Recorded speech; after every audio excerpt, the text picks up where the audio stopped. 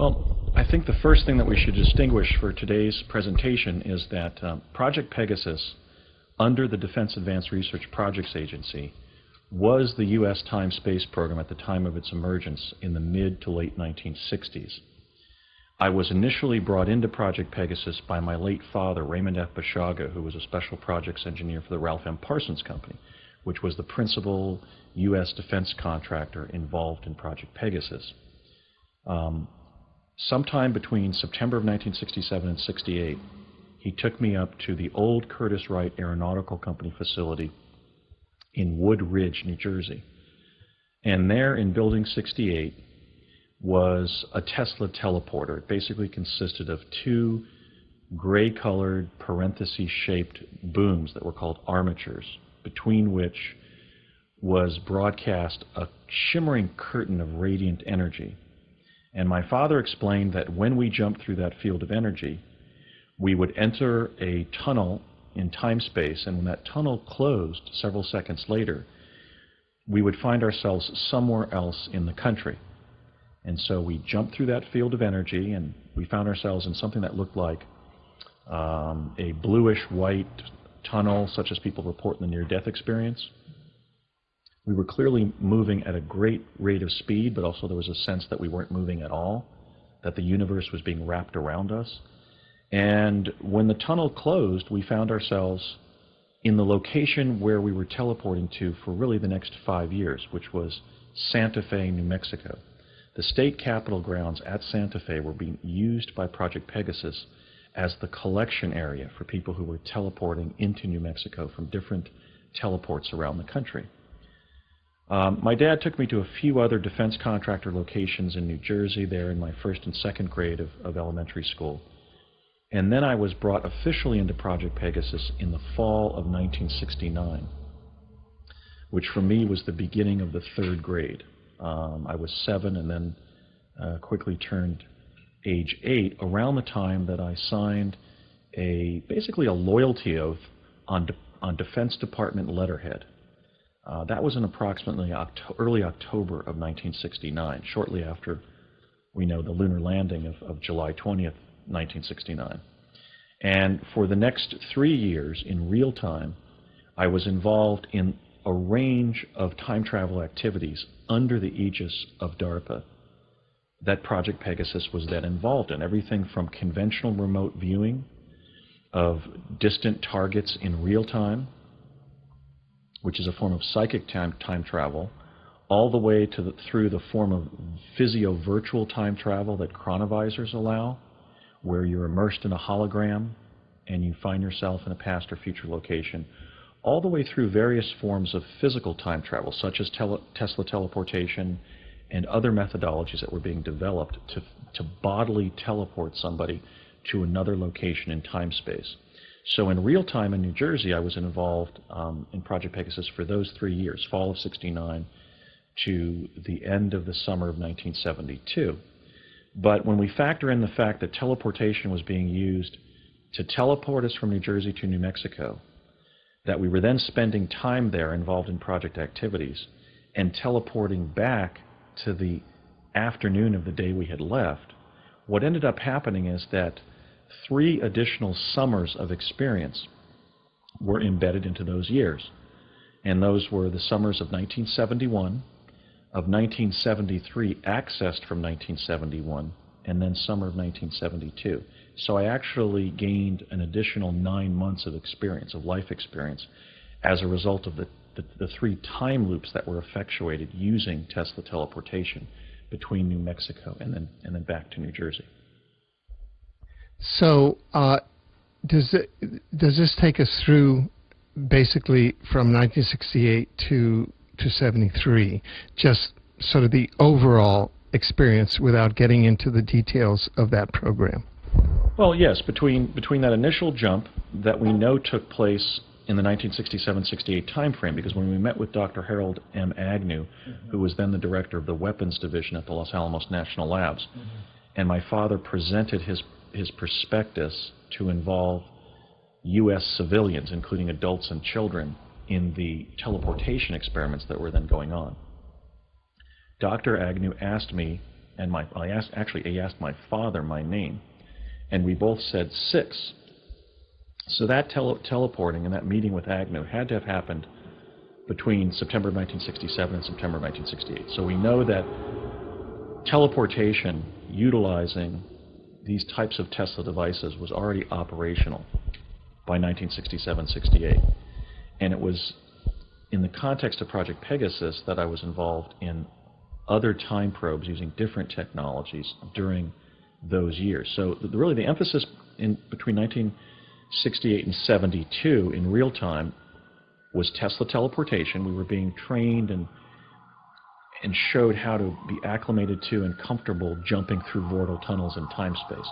The other major emphasis of the project during those years were the chronovisors, which propagated holograms of past and future events that we were either looking at to gather intelligence about non-local events or that we were immersed in, whereby we were then relocated to those positions in time-space. Right. Just the thing, when you said your name was 6, it was your age was 6, right? Okay, can we go back then? You mentioned that in Project Pegasus you were quantum displacing or time traveling using Tesla technology to different destinations. And I'd like to go through a number of those, and if you could describe those and state why you think it was that you in fact time traveled or displaced from one time-space from one location in a time-space hologram to another.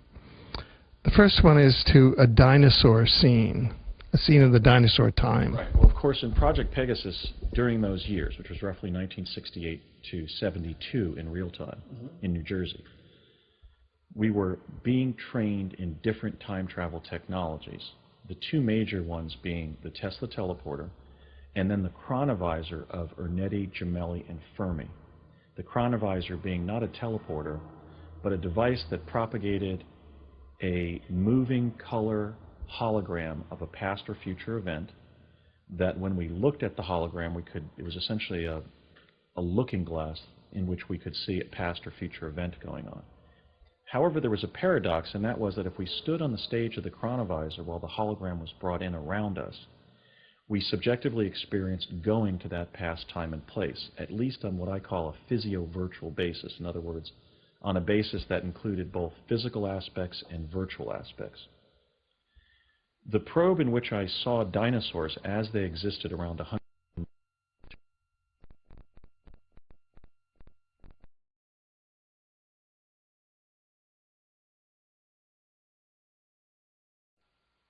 So I looked over to my left and I realized that my father was standing there dressed as a Pennsylvania farmer. And I turned to him and said, Dad, I didn't know that you were going to be here too. And he turned to me and said, I'm not your pa, boy, because he was dealing with the contingency of discovering that I was present at the Gettysburg location that he had been sent to several years earlier. And later, back at our home in Morris Plains, he explained that it was when I ran into you at Gettysburg that I realized you were going to be in the program, but I could see that it was several years in the future because you were older than yourself back at the house. So that was an odd experience because I didn't expect my father to be there because I just interacted with him back at East Hanover with Dr. Colgate. So I then went over to the left side of the dais again, and I had this encounter with two Union officers who questioned me about what regiment I was attached to and where it was bivouacked. And I not only couldn't tell them where my regiment was or what it was, but I didn't even know what bivouac means. So I said to them, "What's bivouac, sir?" And they ended up laughing at me when they realized, they thought I was shell-shocked. And so they just didn't harass me any further. So I then, having had these three encounters and having some attention cast my direction, I then walked about 100 paces diagonally from the front of the dais. I turned my back to the dais, knowing that Lincoln would soon be arriving because many people had gathered at this point. And I stood with my left foot forward and my right foot to the right to disguise the size 16 men's shoes that I had been outfitted in by Mr. Burns. And I looked in the opposite direction from where I knew Lincoln would soon be arriving behind me to step up onto the dais. And it was in that posture that I was captured in what's known as the Josephine Cobb image of Lincoln at Gettysburg. which is a photo that had existed in a cache of Civil War photographs that once belonged to the Civil War photographer Matthew Brady, that in 1951 it was discovered by Josephine Cobb when she was then working as a photo analyst at the National Archives, that on the dais there are several pixels that portray Abraham Lincoln. I believe as he was sitting down after arriving, because when I was still at the dais, he had not yet arrived, and that picture was taken about maybe 2 minutes after I left the dais. So I think it captures Lincoln sitting down, maybe after waving to the crowd, which has always been a matter of historical controversy. So the question is, was that the actual Gettysburg speech site, or again, because Lincoln was so prominent as a human being, and because the Gettysburg Address was of such historical significance, was I there then, or was I visiting a synthetic quantum environment? Well, certainly the photographic evidence supports the finding that after accessing the actual Gettysburg via plasma confinement, I was at the original event because I was photographed there. Now, you have also seen a documentary, reportedly of chronovised images of the crucifixion of Jesus of Nazareth. Could you comment on that? Right. Just as I had the opportunity to go to Gettysburg, and I did end up seeing Abraham Lincoln give the Gettysburg Address, I was very crestfallen about that. But because I had performed ably and well in Project Pegasus for the 3 years that I was officially enrolled, when I was in New Mexico living with my father in the summer of 1972, he invited his longtime friend, Mary Constance Chavez, who was known as Connie, or to her friends as Pilly Chavez, who was a native Albuquerque resident who had grown up actually in Old Town Albuquerque and was from a prominent Spanish-American family. In fact, her cousin Dennis Chavez was arguably the most prominent senator in the history of New Mexico. So her immediate, one of her brothers, an elementary school in Albuquerque was named for.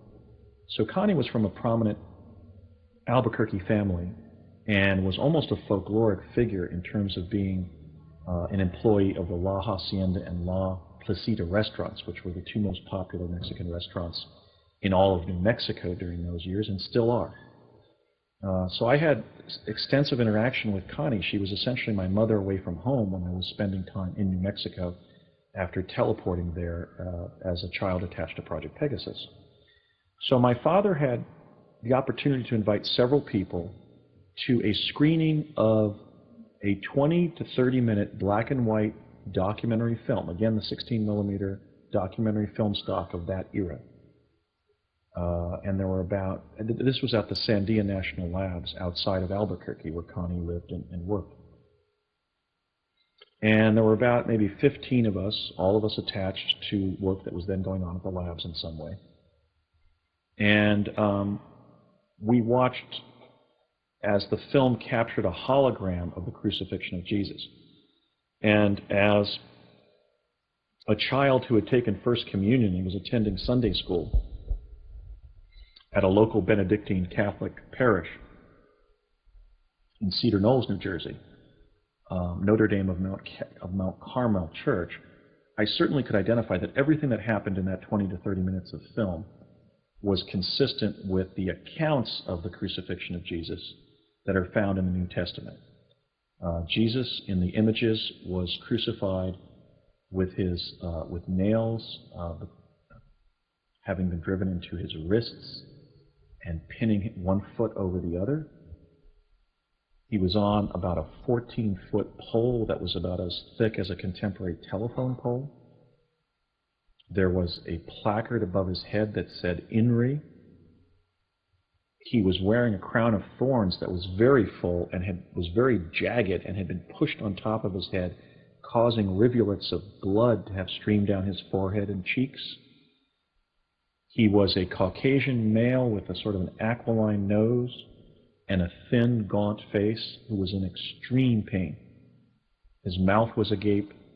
He had a very bushy, dark brown beard and long hair, and a very emaciated body type. He was approximately, I would say, about 5'10", but very thin. And the events that were going on around him that we could see, and actually in separate images, the images were strobing, as if the chronovisor had tapped different locations around Jesus' cross, included women coming and praying at the foot of his cross before being driven out of the area by Roman centurions. I remember seeing what must have been Longinus holding the end of his spear and leaping up to pierce Jesus' side, which is consistent with the biblical account. The sky grew dark at one point. So, from the perspective of a Catholic Sunday school participant, what had been recorded apparently was consistent with what had been recorded in the different New Testament accounts of the crucifixion. When we left the screening, my dad turned to Connie Chavez and said, "Connie, I don't know why you're reacting like this." She had been just squirming out of her seat. She couldn't watch it. She was covering her eyes at one point, sometimes looking through her fingers. And she turned to my father and said, "Ray," she was a very devout Catholic who was always helping the nuns there at the San Felipe de Neri Church in Old Town Albuquerque. And she said, "Ray, they were crucifying my Lord. How do you expect me to act?" And he said, "I know, Connie, but we also have images." He said, "My team retrieved images that 3 days later, there's a flash of light in Jesus' crypt, 2 angels appear, Jesus stands up, and all 3 of them push the stone away, and Jesus walks out of his crypt." And she said, "You're kidding, Ray." And he says, "No, we also have images of the resurrection of Jesus." Now, I don't say that to proselytize, but just to share what I experienced in that setting. Now, that begs the question of what was being accessed via Chronovision that led to the production of that film. It was either the actual crucifixion of Jesus of Nazareth, or it was the actual imagery of another European male of his age and general appearance among the 600 men fitting that description who were crucified by the Roman Empire around the time that Jesus of Nazareth was, or it was a synthetic recording of the crucifixion of Jesus or another man that was stored somewhere.